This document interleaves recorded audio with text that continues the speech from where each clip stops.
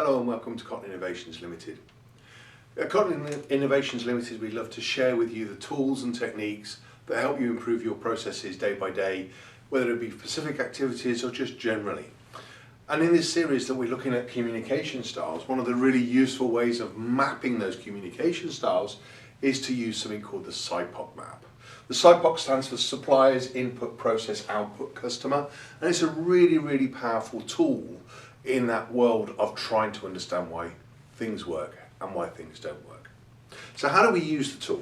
Well, firstly, we actually define the process. Now, we can define the process in a myriad of steps, or we can do it at a higher level. And with a SIPOC, you can do both, but we always suggest that we start off by doing 5 process steps. So we have step 1. From step 1, which may be collect the raw materials, collect the information from the client, ready for filling out the form, going and get the parts so that we can assemble, whatever that is, we do step 1. Then we'll proceed to step 2, which is about how do we do that next step, how do we then acquire that information, acquire all that so that we're ready to present it. Step 3 is the next thing that we would identify in our process, and here we may be accumulating all that stuff onto a form, we may be processing so we can make an evaluation, we may be building a subset of a bigger process.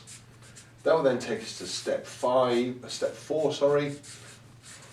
At step 4, we're now ready to report out what we've done. We're ready to pass on those parts to the next part of the process. We're now starting ready to get communication finished so that we can end what we're doing. And then step 5 is about wrapping up the process, documenting what we've done, keeping the body of evidence, writing the reports, and passing on to the next step. So having identified my process in 5 steps, sometimes it goes to 6 or 7, but try and get it to 5 because most processes will fit to 5. What I'm then going to do is I'm going to look at the inputs. So what input do I need for this step to happen? And there may only be 2, there may be 1, there may be multiple. I'm then going to go to the next list and say, well, what inputs do I need for this step to happen?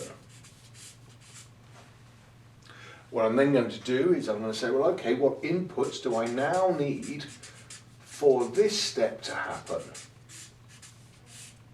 And that happens to be 4 inputs at that point.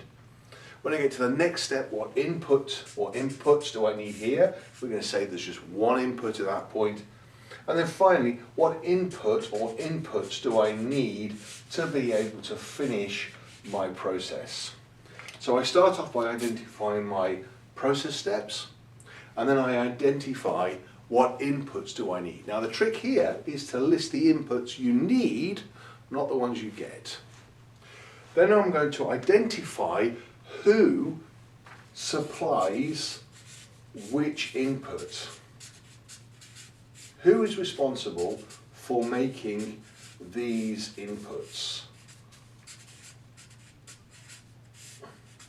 So in the first step, I've got 2 suppliers who supply those inputs. In this one, I've got 1 supplier who provides 2 inputs and 1 supplier who provides the 3rd input. Here, I've got 4 suppliers.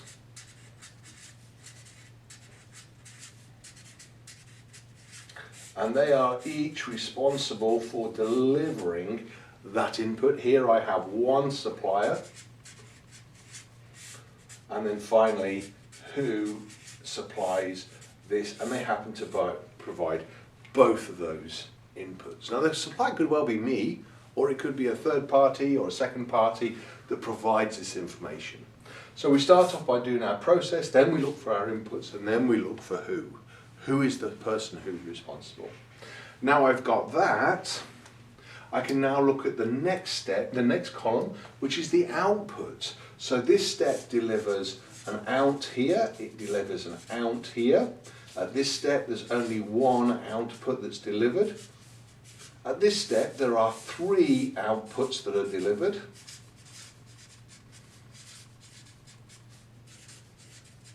And at this step here, there is one output that's delivered, and at this step, there is one output that's delivered. So I've mapped my inputs that I need, I've mapped who is responsible, and now I'm mapping my outputs. And then finally, I want to find out, where do they go? So who is responsible for collecting this? So who does this output go to? So who is the customer? Now this customer may well be, let's put it down as who to. Now what do I mean by who to? It's this number person here. This customer is also that supplier of that process. So we need to make sure that we're linking things up. Here, I want to know, who does that go to? Who does this go to? Who does this go to? And again, these might relate to customers on the other side. So my customers and suppliers may well be linked up. They may also be disconnected.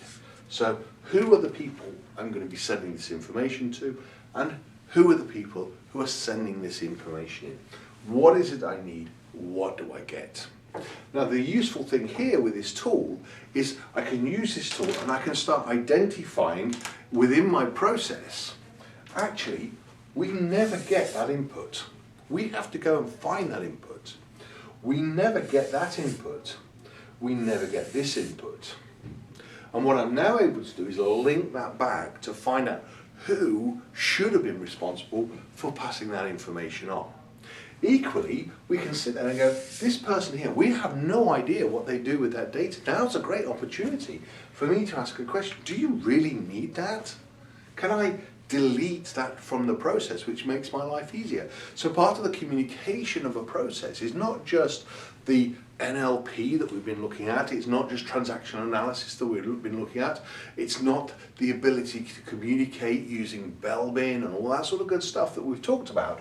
Maybe sometimes a great communication tool is to use a SIPOC to map out what I want, because that then starts to frame who I'm going to talk to, what I'm going to talk to them about, and what do I need.